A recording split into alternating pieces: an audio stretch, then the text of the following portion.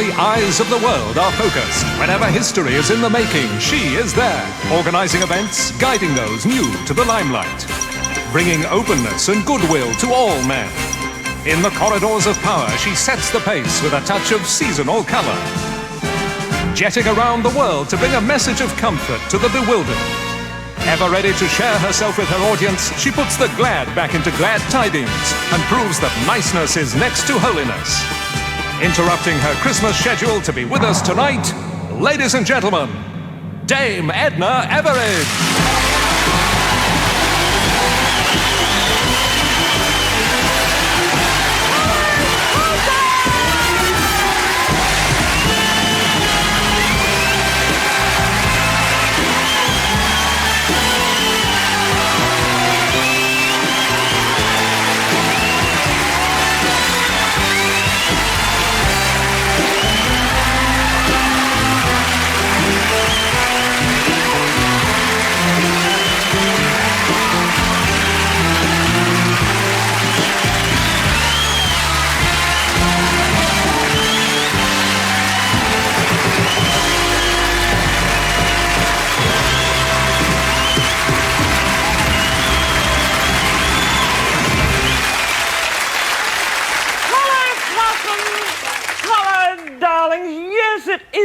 It's me. Not a gorgeous Christmassy look-alike. But it's spooky, isn't it, how many people want to be me? How many stars would like to be Dame Edna? We live in a world of wannabes. It's a wannabe world. You know, so many people, I think, become desperately unhappy just because they're not content with a lot, not content with a little persona they find themselves in. Everyone in Australia wants to be up north for Christmas, wants to be in the northern hemisphere, where with any luck there might be snow and holly and a lovely plump Bernard Matthews sizzling in the air. Whereas, of course, so many of my little pommy friends would love to be in my homeland of Australia, spending Christmas the Australian way. I feel a profane carol coming on, I do.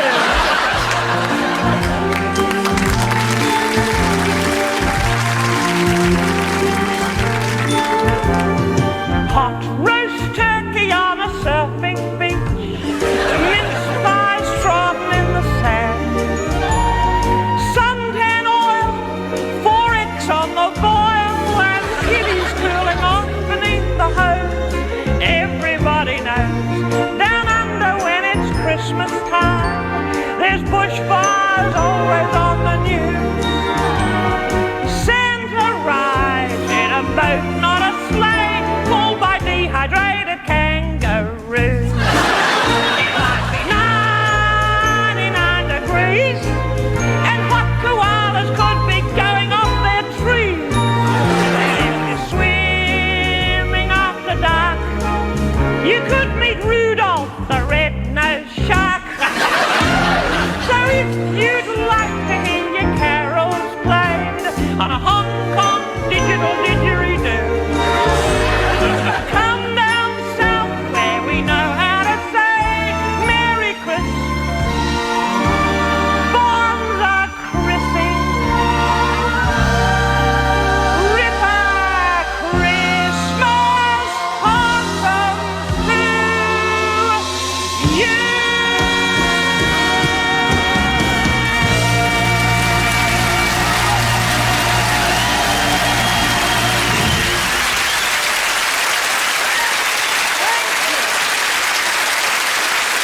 Thank you, Lord.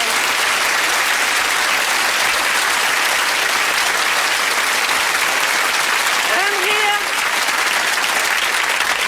here is my old friend and bridesmaid, Madge Allsop. Couldn't you have done something a bit more festive, darling? Look at that frock. The Christmas dress, is it? Well, I suppose it's a little bit seasonal, isn't it? It is really, and what do you call it? Mince pie brown, Madge? Yule log fawn? You know, this woman, my bridesmaid Madge Allsop from New Zealand, has led to a lot of poisoned pen letters that I've been receiving lately. Yucky, awful, nasty people have been writing to me, accusing me of persecuting Madge Allsop, and I haven't been. I care for this woman. You name another megastar who has someone on her show who does nothing but depress people. Madge Allsop is the most spoilt woman in the world. She would be destitute without me, possibly absolutely destitute. She is the most pampered widow on the planet. She puts Jackie and Nassus in the shade, Madge Allsop. Anyway, there she is, little Madge Allsop. But I do adore her, I really do, and I'm going to prove that. I adore her, even though she's nearly wrecked my series, and I'm going to go on record as giving Madge a Christmas prezi.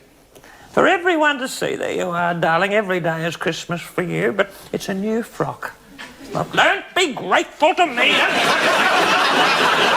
You hypocrite. I mean that in a caring way. I don't... Yeah. Open that later. Open it later, darling. Later. Not in front of people. We don't want to see you undressing on this show. I have work ahead. I have unpleasant work ahead, I'm sorry to say. Because the first guest on this wonderful, wonderful special is a person that I've been avoiding for, oh, it seems all my life. When Sir Les Patterson comes into a room, I walk out. We've never been photographed together. Isn't that spooky? Forgiveness is the name of the game at this time of the year, and no, it pains me, quite frankly, to introduce the cultural attaché to the Court of St James, chairman of the Australian Cheese Board, the newly appointed Minister for Tourism. I'm nonetheless going to ask you, if you will, to welcome, if you must, Sir Les Patterson.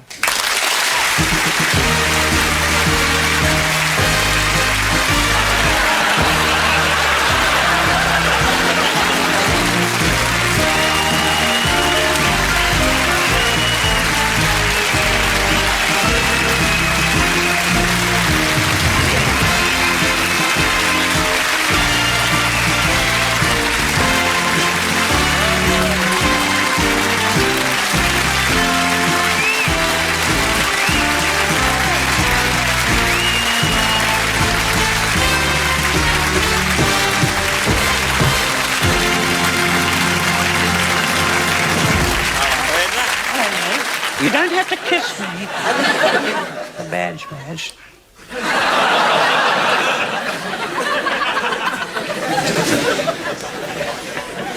Who is this, prithee? What's your name again? Jackie. This is Jackie. She's one of my research assistants. I keep her around in case I feel in the mood for a little bit of hardcore stenography. You with me? How's about this frock she's wearing, Edna? Isn't it fantastic? It's made of rubber. She's all rubbered up for this show. My rubber bubba. If I make a mistake on a top secret document, she just sits on it and rubs her bum up and down. It's a big saving on my precious correction fluid. And I reckon she adds a bit of glamour to this show. Your opinion is of no value, thank you, Leslie. We don't need her type of glamour on this show anyway. You need all the glamour you can get. Look at old Madge Allsop. She's got a head like a half-sucked mango. You're no page 3 girl. Delightful. That is charming, isn't it, viewers? So that's the voice of Australian diplomacy, is it? You've flaunted your floozy for all the world to see. Time for our first proper guest. All the world? Is this show going to Australia? It most certainly is. It's being beamed everywhere. Cripes, Jackie. Piss off, will you? Hello, Gwen. It's bloody lonely here in London all by myself. I'll see he gets home, Gwen, darling. I'll put him on a plane. Come on, Edna, it's Christmas. Let's pull a cracker. I wouldn't touch something you're on the other end of. Fair enough, Jack. You'll be in it, won't you, Jack? Not a first for you.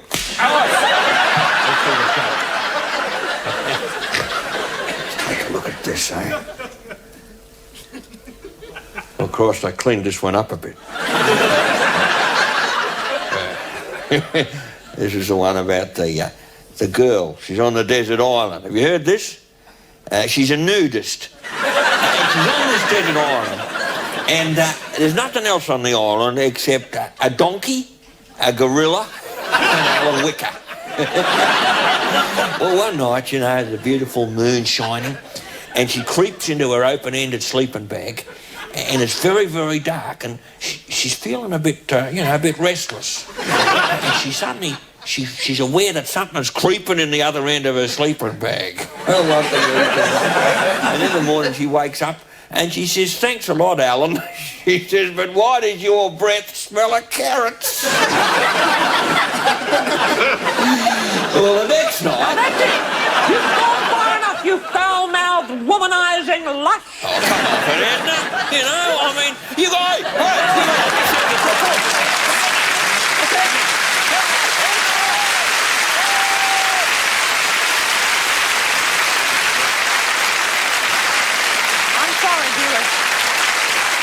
I'm sorry, viewers. Call me old-fashioned if you like, but I had to get rid of that ghastly man, and you, poor little waif. What germs that monster must have slobbered all over you. Look over and see Sister Bedgegood, will you, sweetheart? She'll give you a blood test and a smear. Quick sticks. And now... a bundle of wholesome energy. One of my favourite songbirds in the whole wide world. A big Christmassy ovation for Lulu!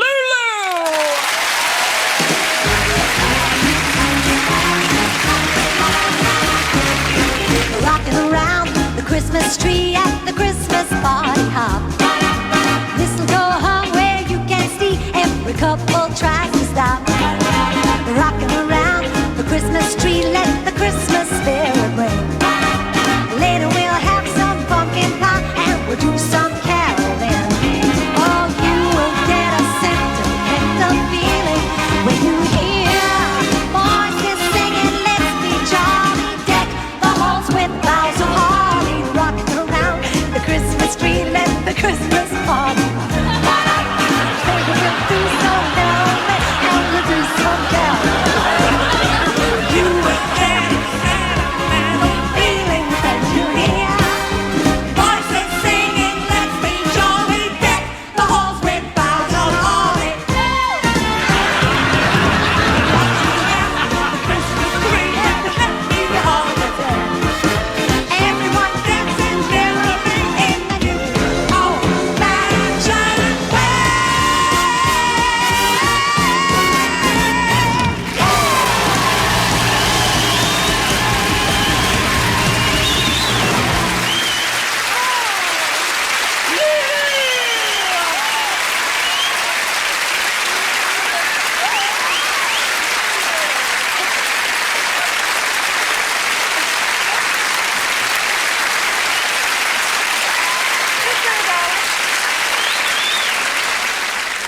Madge, the badge for Lulu, please, the badge.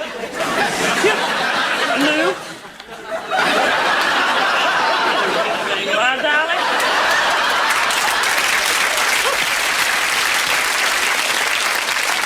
I hope I got them round the right way. I hope so. My dearest Lulu. Yes. You are a survivor, aren't you? So am I. We wouldn't be on the show if we I weren't, would suppose. we? May I say I consider it an honour to be on your show. I've been watching religiously and I think it's excellent. It is, isn't it? It is. I've been listening to that little voice of yours. I travel about a bit. I hear many accents, many little voices. Yeah. I'm a little bit like Professor Rex Higgins, was it? In Right Fair Lady. Do you remember? He could tell where people came from, even what side of the street they came from by the way they Fascinating, spoke. yeah. And I'm listening to you.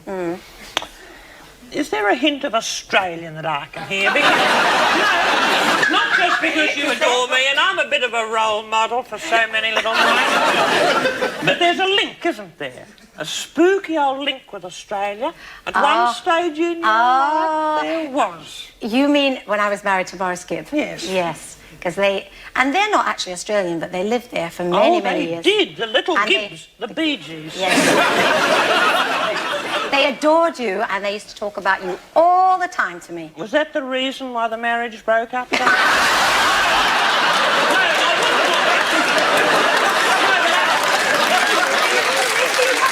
But what went wrong in that marriage with that little boy? I don't know. It's very difficult to say. We were both very young. Yeah. I mean, I put it down to that because I really don't know what the answer is. Blame it on you. Then Yes, you- I think you can, Lulu. I think so. I'm sorry, you can. Because You're before so my understanding, you know husband, that? I am. I'm a So bit of a mother understanding. figure. Before I married my husband, Norm, there was someone else. There Really? was. I've never revealed this, but I feel I can. I can. There was someone else, a boy, a nice type of a boy, and it was quite serious. We were talking, talking quite seriously. But it didn't come to anything. It did break up. I think it was youth, inexperience, and Yes. he made me sick. You're very frank. Yes, I couldn't stand him, but darling, you're happily married now, my darling, aren't yes, you? I am. I can Yes. see that. We can feel it too. I think happiness is something, that is very detectable. Okay. You can hide sadness, but you can't hide happiness, I think so. Like the frock, don't you? Look, do you Yes. ever have any hassles with your tassels? Like a duffel coat with wandering toggles. Who is your present husband? Oh, his name is John Frieda. His name is John Frieda, and he's a hairdresser. Frida, isn't that spooky? Is it? Because my son Kenny has a friend called Frida. And he is a hairdresser too. His real name is Fred, but they call him Frida in the They do. Oh, darling, I'd love your little hubby to pamper my follicles. Maybe we can organise it. Do you ever get jealous of the other women whose hair he runs his eager fingers through, do you? No, I don't. I think I might if it was with someone like you, someone elegant and Darling, no. Sweet of you to say so. You don't mean that. You're just saying it, a stupid woman. No, I mean that in a caring and a maternal way. I do. I mean, when you first did your hair, did you know then, or did it slowly happen? Slowly. Happened slowly. Yes, I liked him, and then it developed into a relationship. It's rather lovely, I think really. that's Very nice. You didn't hurry. It was nice and slow, and you kept making appointments. Yes, I Or was it you found you weren't cancelling? Was that it, perhaps? Aren't I getting on well with this mite? Your hair is very, very pretty. It is your own, isn't it? Yes, actually, It's gorgeous. It's my own. It is, Yes. and done by John Frieda. And do you find you get a bit obsessed with hair? Are you a bit I've into hair? always been obsessed with hair. A little bit of a fetish, perhaps? It definitely is. It definitely is when I was a little girl. Pearl, she's a lovely girl. You, Lulu. Leslie Patterson, I thought I'd aborted you. Fair enough, Edna. Point taken, Dame Edna. Point taken. If you knew Lulu like I know Lulu.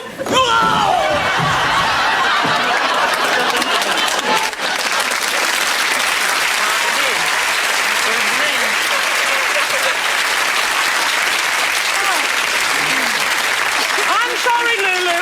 I'm sorry, but that man has been going downhill for years. I just was speeding up the process. You don't apologise to me. I No, think with this he's wonderful vile. technology. He's ghastly. He's on a Spits over shoot everybody. now. He's on a shoot. He's going to the London Weekend Psychiatric Department. He is. It's going to be cold turkey for Les Patterson this Christmas. We'll take a break while they dry him out.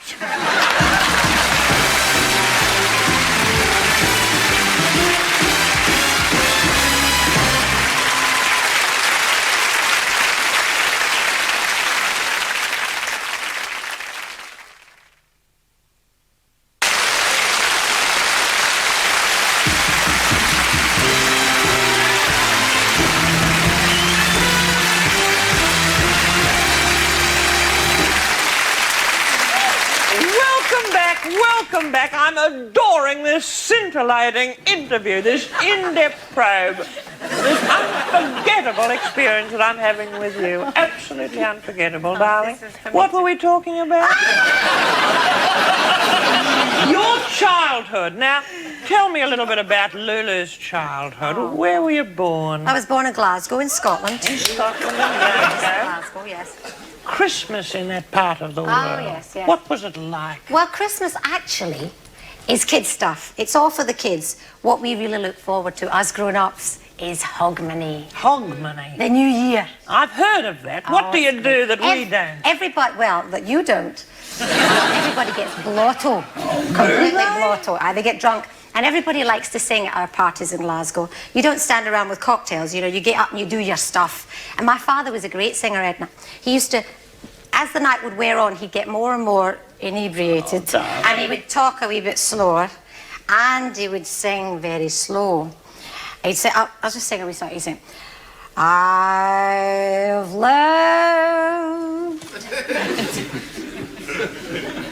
a life that's full. I've travelled each and every highway, but more, much more than this,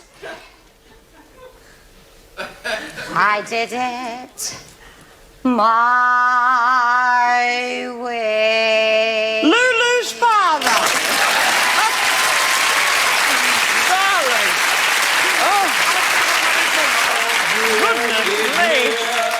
A long life. What a game. A long life.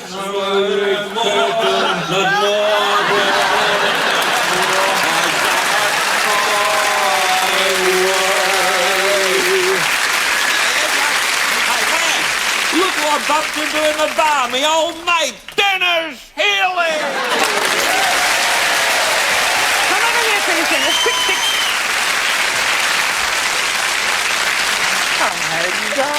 Hello there, madam. May I give you a chaste salute? You may, Possum. Just stand, sit there. Do you know little Lulu, the Right Honourable? Oh, Dennis Lulu, Healy? nice to see you. Sit down, darling. Oh, well, I am appalled, Dennis, if I may call you that, darling. I've been calling you that for years anyway. Oh, the badge, Madge, please. Dennis's badge, sweetheart. Quick, sticks. Yeah. Dennis, I am appalled that you have been mingling with the likes of Les Patterson just because you've retired from the main arena. It doesn't mean you should be hobnobbing with ghastly types like that. He's a terrific letdown to Australia. You mustn't judge Australia by Australians. You mustn't. But Christmas in the Healy home. I want a little picture of it, Dennis. Well, we have, I think, the basic family Christmas. We have 12 of us in the house. My mother, who's 98, down to little 98, Charlie. Your You mother bet. Yes, she's is almost of that as old. wonderful audience. Yeah. No, please. You don't applaud. It's a number, isn't it? You don't Absolutely. just because you don't. Please, I don't like that business of applauding people just because they've reached a certain mark. I'm sorry, but I don't. My mother, I mean, she's getting on too, but no one claps her, poor miser. Sometimes in the egg and spoon race at the maximum security Twilight home where But you have the family Christmas. Yeah, it's a basic thing I think nearly all our viewers will have. You know, the parents are absolutely exhausted when they go to bed, packing the presents, trying to disentangle the fairy lights and find out which of 120 is the one that's not working and keeping all the others on the blink. So we have a ritual. The kids are not allowed to appear in the morning till we tell them. And then when we're up and we can face the rigours of the day, we all form a line and we go chuff, chuff, chuff, chuff, chuff all around the house. And then they sit down and they have the present. And by that time, it's about 4 in the afternoon. So we have our Christmas dinner, you know, turkey, plum pudding, the lot, and finishing with these little indoor fireworks, which right up Les Patterson Street, you know, you put a little pellet in the behind of a toy hippopotamus and then something comes boiling out all over the place. And then we finish in the normal way with carols. I play the piano very badly and we all sing round and stand round and sing. I'm glad the evening ends on a note of normality, Dennis. I must say, I don't like the idea of a hippopotamus doing big jobs on my Not a twitching. But I'd love a video of you chuffing around the home. Lovely, but you'd be the perfect Santa, wouldn't you, Dennis? You would make a wonderful Santa. You've got a lovely high colour. That's absolutely... It's nice, I like it. I love that cherubic look. By the way, Dennis, please, when you're watching Dennis, don't adjust your set. Don't reach for the colour. Because by the time Dennis is looking normal, we'll be in black and white. We will... no, please. No, I'm sorry. No. That could have sounded rude. It wasn't meant to be. It was caring. It was. But you could be a little bit cheeky, Dennis Healy. Cast your mind back. You make up rather naughty, cheeky nicknames for people.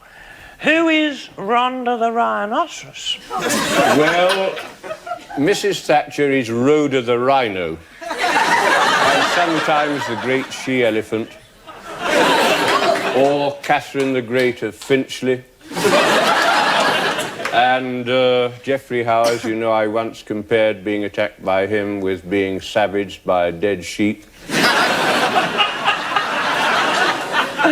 Gorgeous. I suppose you'll be weaving a lot of these stories into your memoirs. Could well be. Yes. Well, when you do, my darling, make sure Mrs. Thatcher bans them. That'll make them a success. You go on. When you write your memoirs, though, would you ever use a ghostwriter? Oh, no, you wouldn't. I think that would be a little bit spooky, wouldn't it? A bit spooky. My word is catching on. It would be too spooky, Yes. a ghostwriter. I did think once of asking Geoffrey Archer because he had asked... He could recommend you to a ghostwriter. Excuse I for a moment. Hello? Hello? Security? He's in the building again. Oh, no! Get rid of him. Get rid of him. Edna, guess who I bumped into in the pub? Are you ready, Laurie? Me old mate, Roger Moore!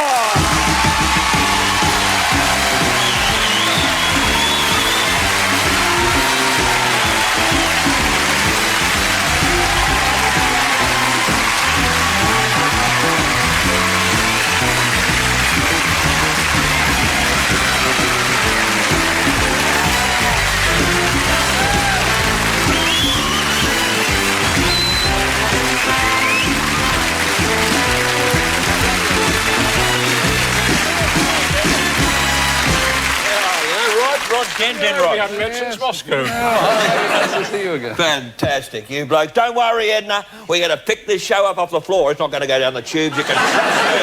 Because we're a class act, fellas. A class act. We got something in common. What's that? Well, we've got something beginning with S-T-Y-L-E. St. Isle? There's music to that. You're going to like this, Lulu. You're going to love it, Edna.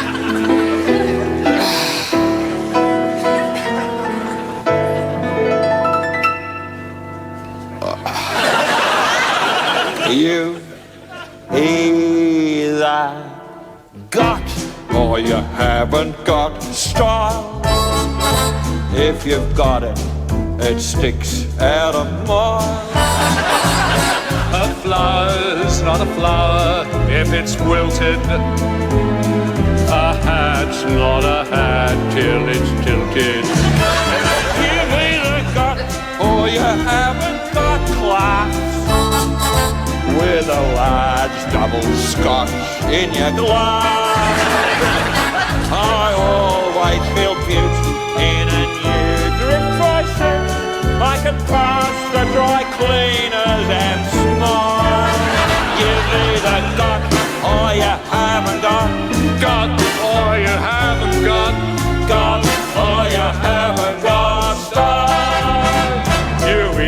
got or you haven't got charm.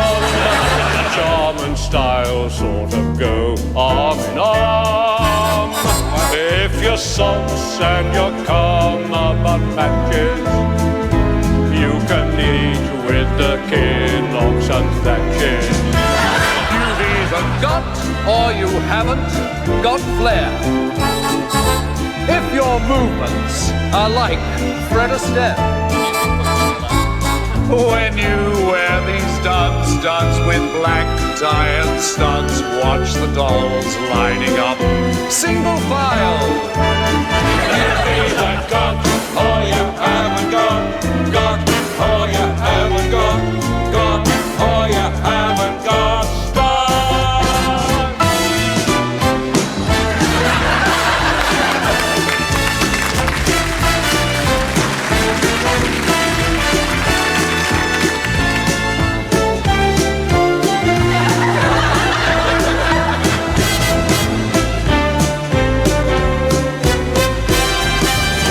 You've either got or you haven't got taste. It's an art, so be smart and don't waste. You can be just like them if you've got spunk and phlegm. Trousers stand out of mine. You've either got or you haven't got or you haven't got or you haven't got.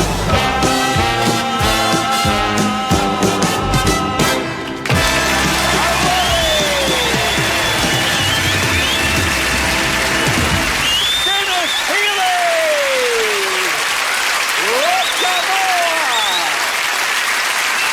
Laurie Holloway and the band. Come on, fellas. How about that? How about that, Edna? We really stock it up. Now let's take a break.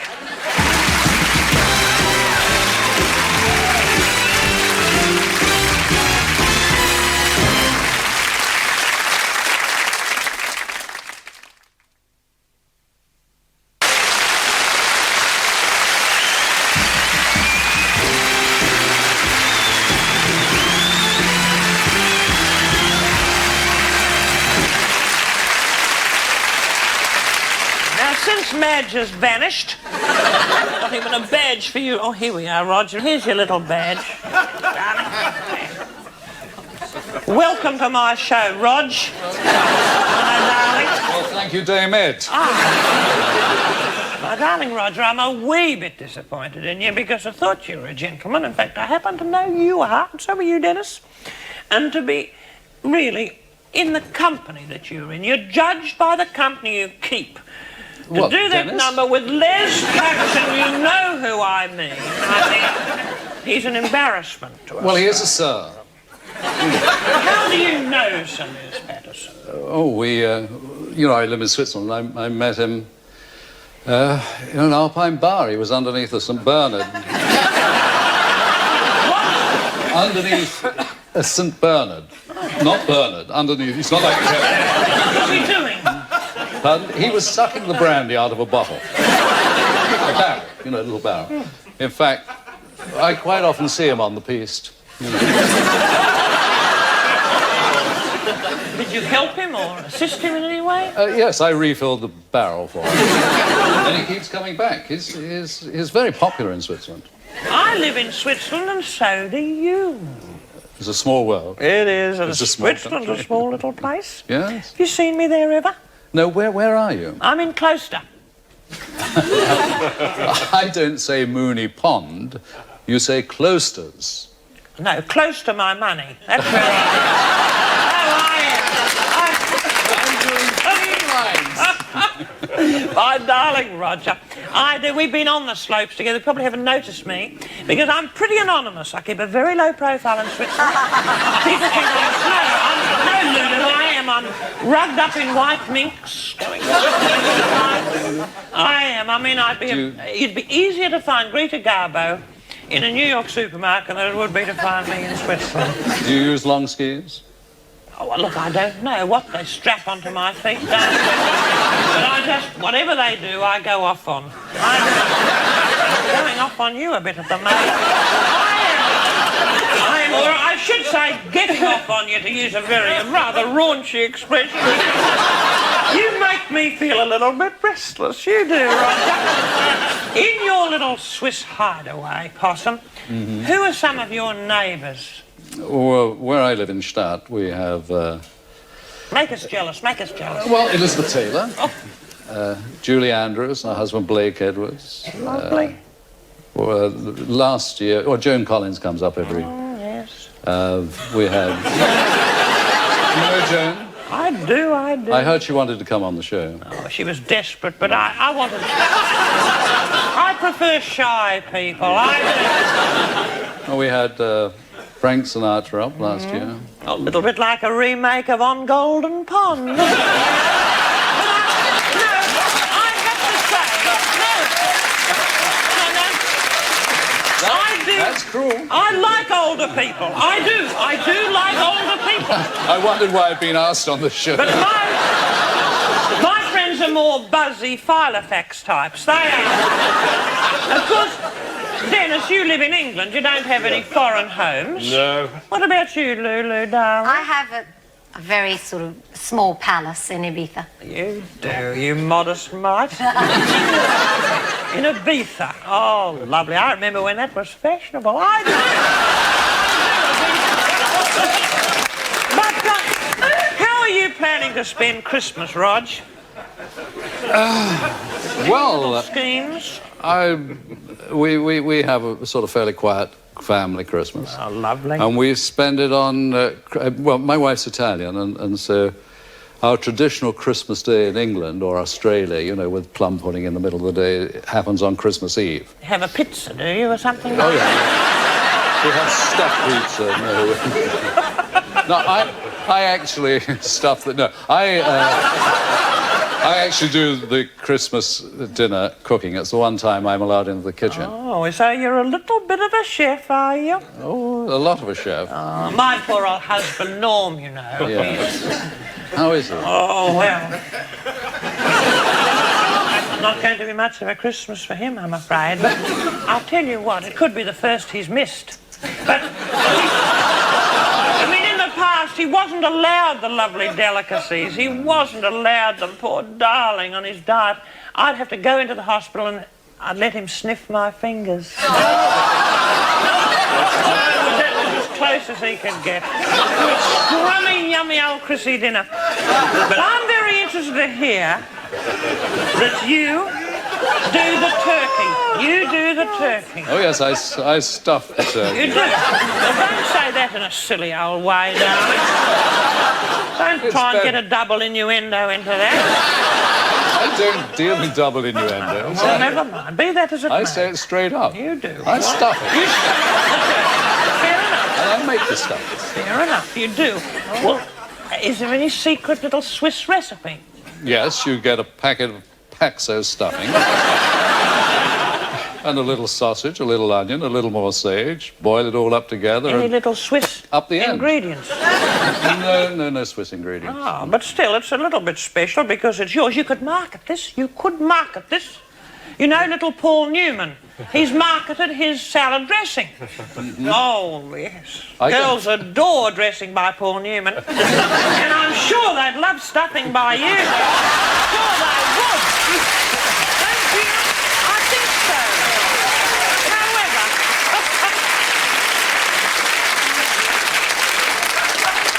You, Roger Moore, my darling. By the way, my guest is Roger Moore. That's for the younger viewers. You would be a hard man to buy for. Life has been, well, your talent has been something you've cherished, and it's worked, hasn't it? You know, the little lemons have come up on the little fruit machine of your life. Got away with worked. You're getting away with it, yes, I suppose that's in a sense what we do, but there's more to it than that, and it's a lovely self-effacing little remark of yours which didn't fool me for a minute. What would I give a man like you? I mean... What would you give? A pen, a lovely pen. I have a if you'll forgive me saying, a Mont Blanc pen, which is in the Guinness Book of Records, because it's It's in a bank now. It's the most expensive pen. Well, it's got a diamond in the end. It's a big, big pen. You have to keep it in the bank? Yes, I can't afford ink for it. Lovely. I happen to know they only gave it to you because you promised to mention it on my show. I'm sure about it. Mont Blanc. It's called payola, isn't it? Freebies. Yes. You'd know all about that, Dennis. But it is. You mentioned it.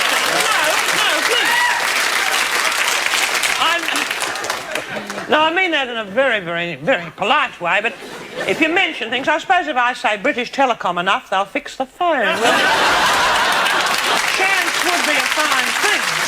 However, a favourite toy. I was thinking to myself when I was a little bubba, when Christmas really had a special significance.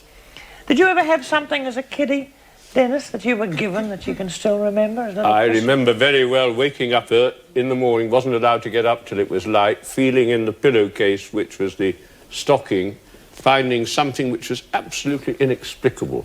It turned out to be a John Bull printing set. But all the little rubber letters got into the bedclothes. It took me weeks to put them together again. Oh, nothing worse, is there, than looking for little bits of rubber in the bed?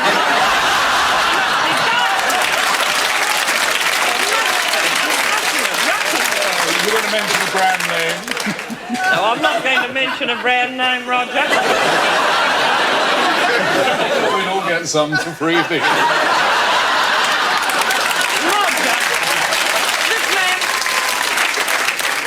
You talk in riddles, Roger.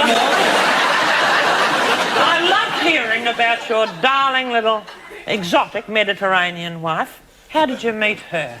I met her in Rome. In Rome. I went there to make a picture, which I thought was a comedy, and the director thought was a drama. But the one good thing that came out was I met Louisa. That's beautiful. That is, and it's been a lovely, happy union and a very famous one. I'm sure your skin would have appealed to her. Have you noticed his skin, Lulu? You have beautiful skin. It's a credit to LWT makeup. No, that's not true, viewers. The skin is lovely. The skin is called an epidermis, by the way. I found in an old book. I did. When I was burning my mother's things, I found this wonderful old book. A wonderful olden days book about, different organs of the body. I looked up the skin, the epidermis. It is an organ. Did you know your skin is an organ? It's the biggest organ of the body, the skin. It is. Tell Les. It is. Well, I'd like the biggest organ on my body to come in contact with the biggest organ on your body. I would. I love contact, skin contact with you. Pull the lever. Darling, I would. And I've made something. I'm a thoughtful old megastar. And I've made something, darling, that I want you to slip over your biggest organ. It's knitwear. It's knitwear. I've got it in this stocking. In this bag. Look at this lovely gold lame bag. I've made this. I've got little gifts here. Look, it's in this box. Here it is. Present for you. Have a look. Oh, are we allowed to open it? Open it now, Possum. Oh. Do I have to save the wrapping? No, well, you might want to wrap something else up in it. For you, Lou. Oh, God, they're a bit difficult to open. Look. Oh, look at that. I knitted that. Oh, isn't it? I knitted it on 3-ply. I knitted it on size 9 needles, darling. Yes, I did. But for the cable stitch, don't forget the spare needle without a knob. It's beautiful. Look at it. Oh, it's lovely. Hold it against yourself. I hope it fits. Yeah. Oh, it will. Right Look over at my it. organ. God. I knitted it myself. Thank you.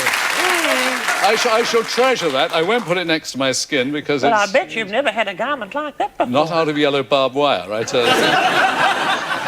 Well, I'm going to tell you so. Look what I've given Lulu. I have a little tammy made out of what was left of the wool. Now, look at this. Give me this. You see this thing I've knitted for Rog?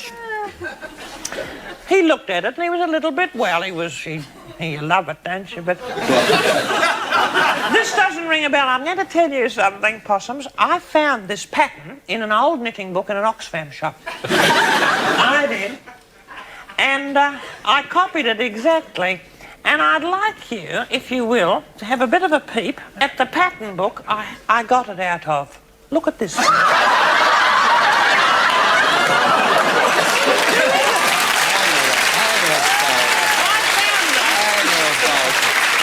see that again. You have a look. Never mind. Well, you see? Well, those old knitting patterns that you used to model for. we all have to start somewhere, darling. Darling, I'm not knocking it. I think it's beautiful. And I cherish them, and that's where I got that pattern. And I've got something for you, Dennis. I have, darling. I have. I'm going to open it because your old fingers won't get round it. Look at this. Look. Oh. Look at that, Dennis. What is it? Now, I have to say, I'm not sure that you'll get the pair to this. This was knitted by my husband. Norm knitted this. He knitted it with his mouth, as a matter of fact. He did. He did. It's part of his physio. My husband is into oral socks. Do you know what he is? He is. A pair a day on 5 needles under the bedclothes, you know? The nurse really doesn't like him casting off under the bedclothes, but he does. All the time. There you are, Dennis. I'm thrilled. I'm slightly embarrassed because there was a nice lady, Madge, Mrs. Allsop. Yeah, did you get her anything? Oh, Madge, yes, I did as a matter. Where is that woman, Madge Allsop, anyway? Madge, where are you?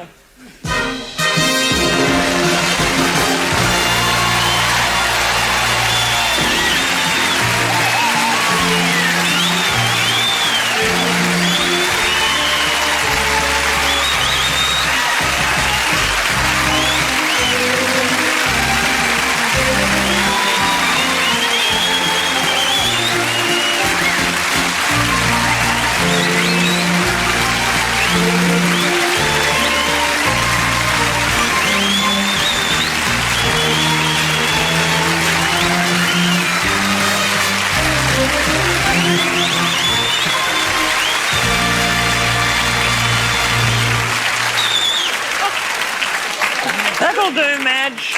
You know, Mr. Moore. That'll do. That's quite enough of that. Here she is. Sit down there, Madge. She was a bit of a frump. No, I didn't. That she could be a bit of a frump. Well, Madge, darling, you happy? Lovely. Tell me, sweetheart, did you read the little card? No, there was a card in there. I'm very glad you like it, and I'm very pleased that I hired it for you. Unfortunately, it has to be returned to the costumiers tonight. It's needed for a Christmas pageant in the morning, Madge. I've had a lot of fun out of it, haven't you? You have this little New Zealand woman, Madge. You have to return it by midnight or you'll turn into a kiwi fruit, Madge. I might relent, who knows? What a foolish woman I would be if I let this show end. Roger, Dennis, Lulu and Madge. If I let this show end without presenting something very exciting. Oh, really? The Wells Cathedral Choir!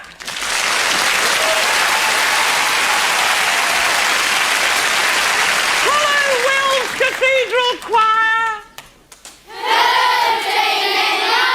Oh, wasn't that spontaneous? Possums, this gorgeous and rather moving little Chrissy special would not appropriately come to an end without me singing a spooky old ditty. That's what I'm going to do. Take it away, Laurie Holloway. I feel another profane carol coming on. Quite warm. I know you've all heard of the Christmas rush, but the crowds didn't give me this seasonal flush. I refuse to accept it as menopause. I prefer to describe it as Santa Claus. lest you start to fret, I've coined a new Yuletide epithet.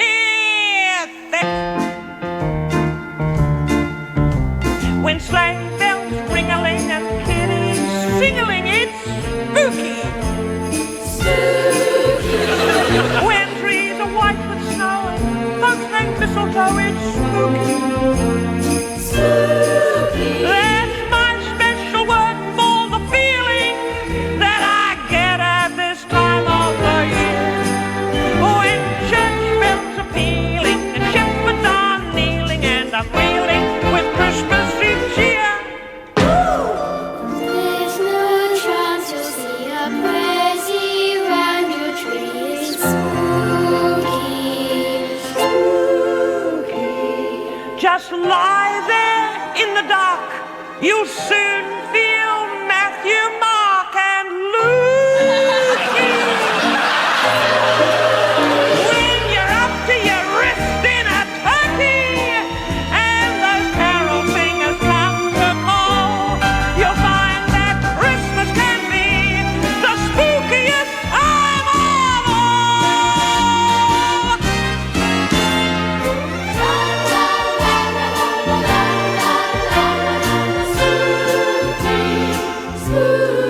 Spooky.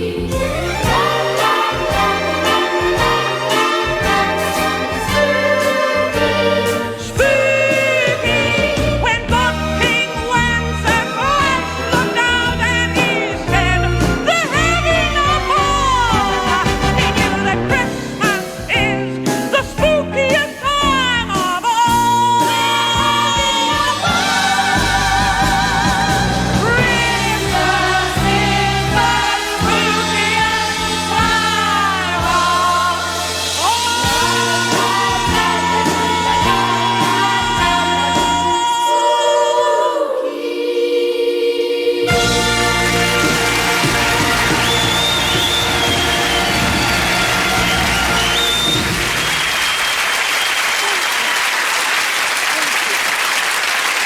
the Wells Cathedral Choir.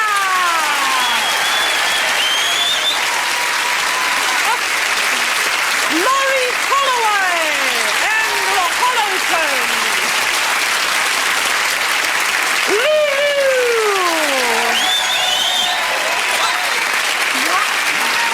The Right Honourable Dennis Healy.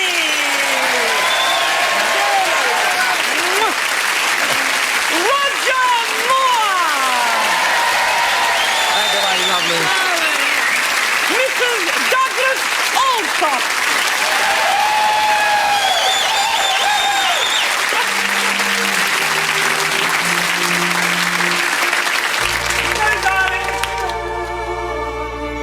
Darlings, all good things must come to an end, and I'd like to say on behalf of my lovely guests in the Wells Cathedral Choir, on behalf of the nursing staff who looked after my husband so inadequately, on behalf of my son Kenny, my daughter Valmay, and my son Brucey, his wife Joylene, and my bridesmaid Madge Alsop, and all here at London Weekend Television. Give her one for Christmas. See you, Edna. And on behalf of Liz Patterson,